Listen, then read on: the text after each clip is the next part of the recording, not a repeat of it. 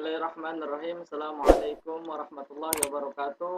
Selamat pagi, salam sejahtera bagi kita semua. Alhamdulillahilladzi nahmaduhu wa nasta'inu wa nastaghfiruh wa na'udzu billahi min syururi anfusina wa min sayyiati a'malina may yahdihillahu fala mudilla lahu wa may yudlil fala hadiya lahu. Asyhadu an la ilaha illallah wahdahu la syarika lahu wa asyhadu anna Muhammadan abduhu wa rasuluh la nabiyya ba'dahu amma ba'd. Puji syukur hadirat Allah Subhanahu wa taala yang telah memberikan banyak nikmat, di antaranya nikmat iman, nikmat Islam serta nikmat sehat walafiat sehingga kita masih bisa melakukan aktivitas sebagaimana sehari-harinya. Selawat serta salam tak lupa kita sanjungkan pada junjungan kita, Nabi besar kita, suri tauladan kita, yaitu baginda Nabi besar kita ya Maulana Muhammad sallallahu alaihi wasallam yang telah membawa umatnya dari alam kegelapan hingga alam terang menderang seperti sekarang ini. Baiklah, untuk mempersingkat waktu, kami dari kelompok 4 akan mempresentasikan prinsip kerja motor satu fasa dengan anggota yaitu ada Muhammad Farhan, kemudian teman saya Muhammad Fuad Mahdi dan Muhammad Sultan Raihan. Kemudian beliau sedang berhalangan, nggak bisa dikabarin, nggak tahu kemana gitu. Intinya kami di sini, saya perwakilan dari kelompok 4 akan mempresentasikan tentang prinsip kerja motor satu fasa.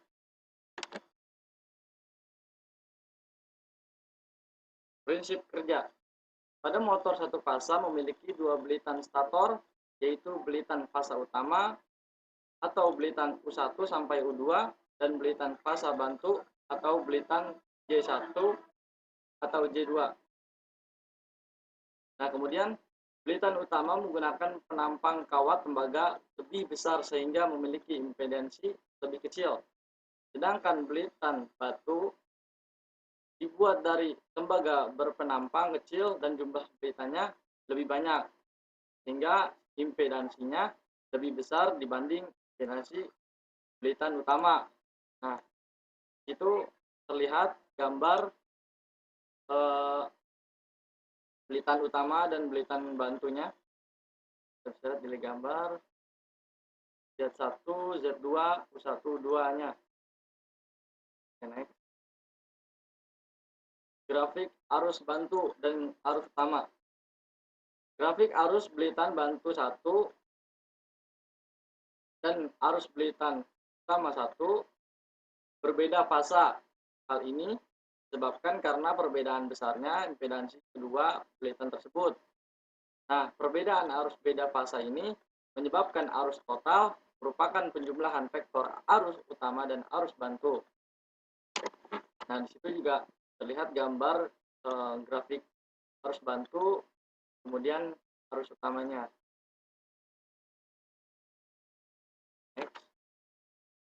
Belitan bantu Z1, Z2 pertama dialiri arus bantu menghasilkan flux magnet tegak lurus. Beberapa saat kemudian belitan utama U1, U2 dialiri arus utama yang bernilai positif dan hasilnya adalah medan magnet yang bergeser sebesar 45 derajat dengan arah berlawanan jarum jam.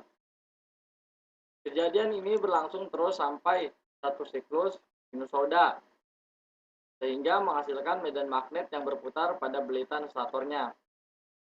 Nah, kita juga bisa lihat tuh di gambar samping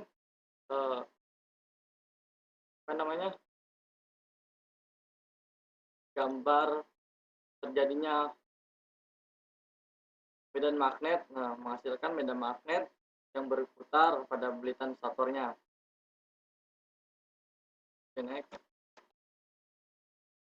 Kemudian motor fase belah. Motor fase belah terdiri atas dua kumparan stator, yaitu kumparan utama dan kumparan bantu.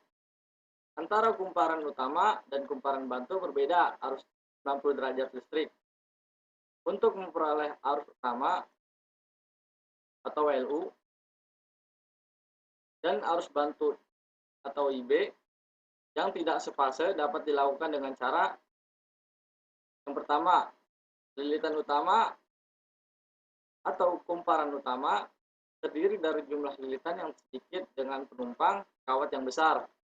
Dan yang kedua, lilitan bantu terdiri dari jumlah lilitan lebih banyak dan penampang kawat yang lebih kecil. Nah, terlihat di gambar lilitan bantu dan lilitan utama. Kita bisa lihat bagaimana lilitan.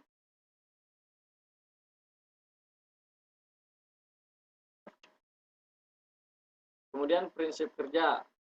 Jika kumparan utama dan kumparan bantu dihubungkan ke sumber tegangan, maka arus mengalir ke kumparan utama dan bantu dengan berbeda fase. Perbedaan fase tersebut ditimbulkan medan magnet antara medan stator kumparan utama dan kumparan bantu. Hasil kedua medan kumparan utama dan kumparan bantu menghasilkan medan putar pada stator dan selanjutnya menyebabkan rotor berputar. Saklar sentrifugal akan bekerja memutuskan arus pada kumparan bantu secara otomatis jika putaran motor mencapai 70-80% dari kecepatan nominal. Motor fase belah mempunyai torsi awal yang sedang dengan arus awal yang rendah. Ini digunakan pada mesin cuci, kipas angin, pot mixer, dan lain-lain. Kemudian motor kapasitor start. Motor kapasitor start adalah motor fase belah, tetapi pada saat di start, perbedaan fase antara kedua arus diperoleh melalui sebuah kapasitor yang dipasang seri dengan kumparan bantu. Nah, dengan adanya kapasitor, diperoleh torsi awal yang lebih besar jika dibandingkan dengan motor fase belah yang tadi. Nah, motor kapasitor start banyak digunakan terutama kipas angin, AC, pompa, peralatan pendingin, mesin cuci, dan penggerak kompresor. Nah, di situ juga terlihat pada gambar.